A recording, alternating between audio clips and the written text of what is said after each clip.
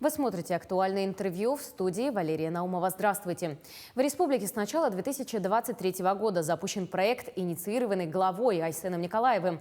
Новая модель организации первичной специализированной медицинской помощи в малочисленных, труднодоступных и отдаленных населенных пунктах, расположенных в арктической зоне республики. В начале февраля врачи выехали в первые арктические районы для оказания специализированной медицинской помощи населению. О работе регионального центра мы поговорим с гостей в студии. Это Алена Никитина, главный врач Республиканского центра общественного здоровья и медицинской профилактики. Алена Михайловна, здравствуйте. Здравствуйте. С начала 2023 года в пилотном режиме, как мы уже рассказали, начал свою работу региональный центр мобильных бригад. Расскажите, пожалуйста, об этом проекте и в чем его ключевые задачи. Да, действительно, мы со 2 февраля начали выезда в 4 арктических района. Выехало 6 мультидисциплинарных бригад. Данный проект был, так скажем, работа над ним была такая организационная, проведена в течение всего 2022 года, потому что в своем послании Государственному собранию ЛТМН глава республики Айсен Сергеевич Николаев дал такое прямое поручение о создании арктической модели здравоохранения. В начале прошлого года, 2022 года, в Министерстве здравоохранения была создана проектная лаборатория по арктической медицине. И далее в течение года мы проводили различные мероприятия, в том числе и стратегические сессии совместно с другими ведомствами, так скажем, заинтересованными, которые участвуют в организации данной вообще работы в арктических районах республики. Это Министерство Арктики, конечно, непосредственно, это Министерство транспорта, Министерство инноваций, и, конечно, наше Министерство здравоохранения. И, наверное, так скажем, итогом был как раз-таки инициация данного проекта в конце прошлого года Айсеном Сергеевичем на федеральном уровне. Мобильные бригады уже успели посетить 4 арктических района. А сколько всего вы планируете охватить и с какой периодичностью планируются выезды в эти самые районы? Мы будем охватывать все 13 арктических районов нашей республики. Это порядка 89 населенных пунктов. Мы должны охватить с помощью то население, которое там проживает. По официальным данным это 67 тысяч населения, а застрахованное население порядка 60 тысяч. А за какой период времени планируется полностью охватить 13 районов? Мы все 13 районов намерены охватить в ближайшие месяцы, до конца, так скажем, пока есть у нас возможность, выехать наземным транспортом по автозимникам. Будут охвачены все 13 районов. И далее вообще у нас в плане стоит 2 раза в год, так скажем, выезд в данные районы. А сколько специализированных бригад вообще планируется собрать и какие специалисты туда входят? 6 мультидисциплинарных бригад уже выехали, буквально 1 бригада заканчивает работу, они прилетят 25 числа. Также мы планируем, педиатрические бригады с узкими специалистами и, возможно, будут стоматологические отдельные бригады. Мы, в принципе, почувствовали, что есть такая острая необходимость и в этой помощи. Поэтому мы, в принципе, готовы оказывать данную помощь. И как раз-таки наш проект отличается, наверное, от предыдущих. В принципе, такая плановая работа выездная, она, конечно, всегда была, на самом деле, всегда проводилась Министерством здравоохранения. Но именно динамическое наблюдение, диспансерное наблюдение пациентов уже стоящих, так скажем, да, на учете с различными неинфекционными заболеваниями, которые являются основной причиной смертности населения как в России, так и в республике. И, конечно, оказание консультативной помощи и, значит, отбор будет, конечно, и на специализированную, в том числе и высокотехнологичную медицинскую помощь. Ну вот в таком как бы ракурсе мы работаем. А какие исследования и консультации планируется проводить для населения вот арктических районов? Во всех, значит, бригадах работает от 9 до 12 специалистов. Это действительно узкие специалисты, которых нет в арктических районах. Это и кардиолог, и невролог, и эндокринологи, и это акушер-гинекологи, это и травматологи, ортопеды были, значит, в наших бригадах. Это, конечно, педиатры, терапевты, прежде всего, да, это и онкологи. Ну, в общем, такая действительно мультидисциплинарная бригада.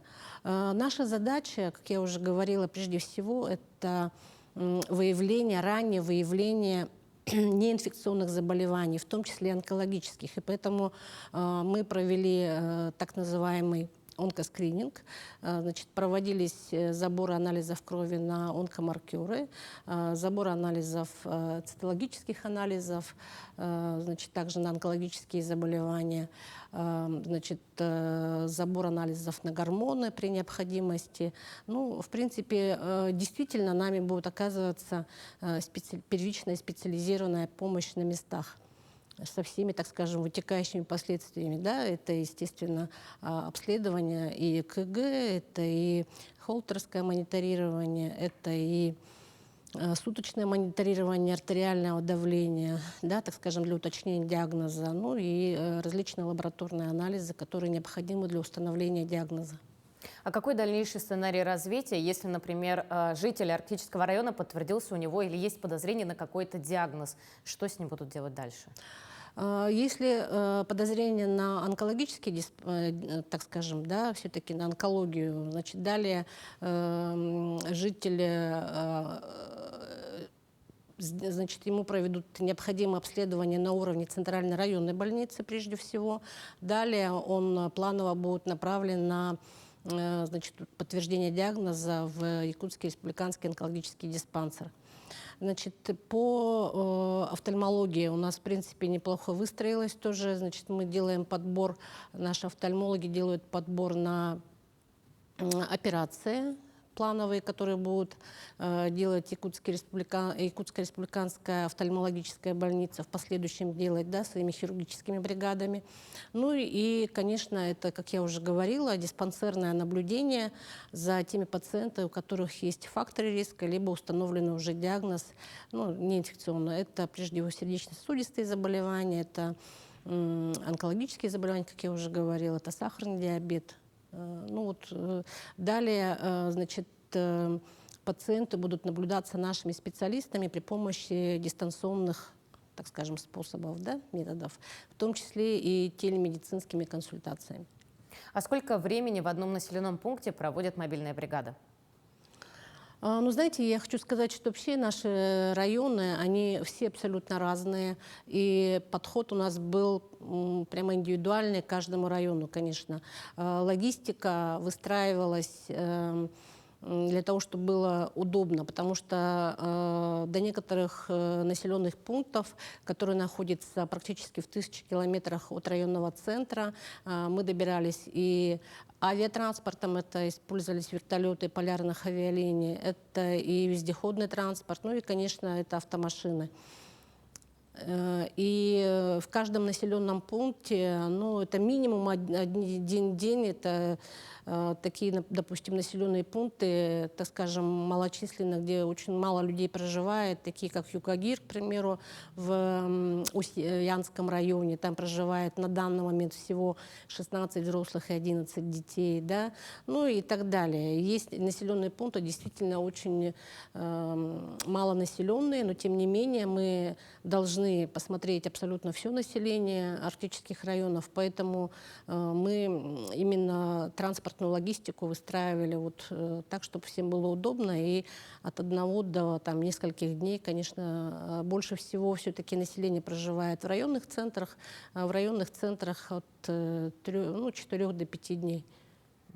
Но все зависит от количества населения. Да, конечно, от численности населения зависит. А что насчет техники? Вы едете и везете что-то с собой из оборудования? Да, как я уже говорила, это и электрокардиографы, это и оборудование для холтеровского мониторирования, это и транспортные УЗИ-аппараты, ну и на самом деле многое, то есть много было расходных материалов с собой. Получается, у нас было порядка, наверное, от 200 килограмм с каждой бригадой. Но вы уже, мобильные бригады, уже успели посетить около 4 арктических районов. Есть ли уже какие-то первые отзывы от местных жителей? Да, конечно, вообще хочется, нам тоже в свою очередь хочется поблагодарить, конечно, и администрации, значит, поселений, это администрации районов, это и наши коллеги, главные врачи, работники центральных районных больниц, которые помогали нам осуществить данный проект, потому что без их помощи, без их, так скажем, участия у нас бы, конечно, ничего не получилось. А население, конечно, оно очень благодарно. Мы услышали очень много приятных отзывов, очень хороших отзывов, которые мы вот постарались размещать, значит, так скажем, своевременно, да.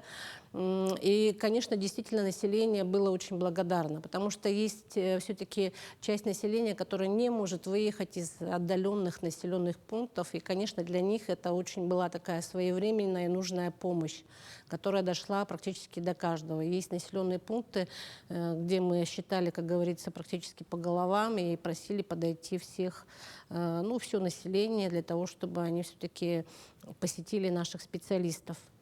А есть ли какие-то трудности, с которыми столкнулись непосредственно сами специалисты? Знаете, я тоже хотела поблагодарить еще раз, в свою очередь, своих коллег, главных врачей и работников центральных районных больниц и фельдшерско-акушерских пунктов. Наши коллеги очень постарались все-таки подготовиться, очень грамотно подготовиться, да, для того, чтобы, так скажем, облегчить задачу нашим специалистам. Все пациенты были готовы, многие были с анализами, это очень хорошо. Алена Михайловна, спасибо вам большое, что вы пришли, ответили на все наши вопросы. Уверены, что мобильные бригады охватят все арктические районы нашей республики, и данная программа будет только развиваться. Спасибо. Да, вам. конечно, спасибо. Ну а я напомню, что вы смотрели актуальное интервью. Всего доброго.